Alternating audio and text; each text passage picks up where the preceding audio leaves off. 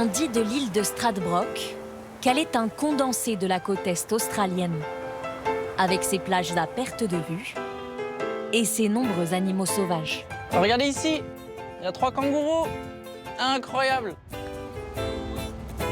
Dans le 2e épisode de cette semaine australienne, le Trésor vous emmène à la rencontre des animaux emblématiques du pays. L'île de Stradbroke se trouve à une demi-heure de ferry de Brisbane, sur la côte est de l'Australie. Malgré la grisaille, cette île préservée attire chaque jour de nouveaux touristes, comme cette famille belge en voyage pendant 1 mois en Australie. Ce qui nous fascine en Australie, ce sont les animaux sauvages. On n'a pas encore eu la chance de voir des koalas dans leur espace naturel, donc on espère qu'on va pouvoir en voir. On se laisse guider pour une fois. D'habitude, c'est moi qui organise, là, je profite. Car les guides du jour, ce sont eux. Ces 2 Français aujourd'hui installés en Australie connaissent tout de Stradbroke, Stradi pour les locaux. À savoir que Stradi, il y a beaucoup d'animaux, donc je pense que c'est ce qu'on va voir aujourd'hui. Après, ce sont des animaux sauvages. On ne peut pas garantir qu'on va tout voir, mais c'est ça qui est encore plus spécial si on les voit aujourd'hui. Grande comme 2,5 fois Paris, Stradbroke ne compte que 2000 habitants.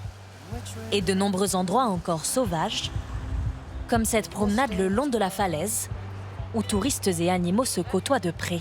Il y a des kangourous partout. Il y en a 2, regardez. C'est fou d'être aussi proche dans la nature, hein. On n'est pas dans un zoo, on est dans un sanctuaire. L'Australie compte 2 fois plus de kangourous que d'habitants. Et le kangourou gris est l'espèce la plus répandue. Mais il est très rare de pouvoir les approcher de si près à l'état sauvage. Tu vois, ils ont vraiment pas peur de nous, parce qu'ils ont vraiment pas de prédateurs. Ils font leur vie, on fait la nôtre, et ils tondent la pelouse. On ne peut pas les voir ailleurs comme ça. C'est ici, donc voilà, ça vaut vraiment la peine. C'est l'emblème de l'Australie. On ne s'en rend pas compte parce qu'il y en a partout ici. Mais une fois qu'on sera rentré et qu'on y repensera, on se dira « ouais, on les a vraiment vus dans leur élément naturel. Ça, c'est dingue. » Sa faune sauvage, l'Australie en prend soin. Le pays compte une dizaine d'hôpitaux dédiés aux animaux sauvages malades ou blessés. Ici, on soigne l'autre emblème de l'Australie, le koala. Il a été percuté par une voiture et a perdu son œil gauche. On estime qu'il ne pourrait pas survivre seul dans la nature, donc on le garde avec nous ici. L'hôpital compte actuellement une trentaine de koalas, dont la plupart sont en réhabilitation. Ils seront relâchés dans la nature après avoir été soignés. Tu m'aides à la bouger ? La vétérinaire de l'hôpital, une Française originaire de Lyon, examine ce jour-là cette femelle koala, prise en charge pour une jambe cassée. Mais ce sont d'autres symptômes qui inquiètent la vétérinaire. L'animal souffre de la chlamydia, une infection très répandue chez les koalas. Elle peut les rendre aveugles, des petites croûtes tout autour, stériles et causer d'importantes inflammations internes.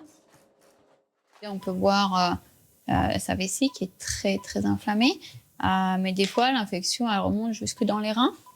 Voilà, donc c'est pour ça que je vérifie mes reins aussi, qui heureusement pour l'instant ont l'air normaux. Donc si on ne fait rien pour les sauver, bien d'ici 2050, il n'y aura peut-être plus de koalas dans la faune sauvage. Donc tout ce qu'on peut faire pour les aider, on le fait. L'Australie ne compte plus que 43 000 koalas sauvages. L'île de Stradbroke est l'un des rares endroits où l'on peut encore les observer. Regardez bien des 2 côtés, hein, droite-gauche. Et s'il paraît que les animaux sortent davantage sous la pluie, le groupe du jour est servi. Ça se balance bien. Et là, au-dessus. Ah Là, ça y est. Ça y est, là. Tu vois? Mais Il dort en boule parce qu'il pleut. Tu vois, il se protège, il fait comme nous, il fait « comme ça ». On essaye beaucoup de parler, d'éduquer les gens sur les animaux, sur essayer de préserver la nature, vraiment pas laisser de traces derrière nous. Comme ça, on peut vivre des moments aussi magiques que ça, où tu as un koala dans l'arbre, devant une maison, tout le monde le laisse tranquille. La richesse de l'Australie tient à cette proximité entre des paysages sauvages et les villes les plus peuplées du pays.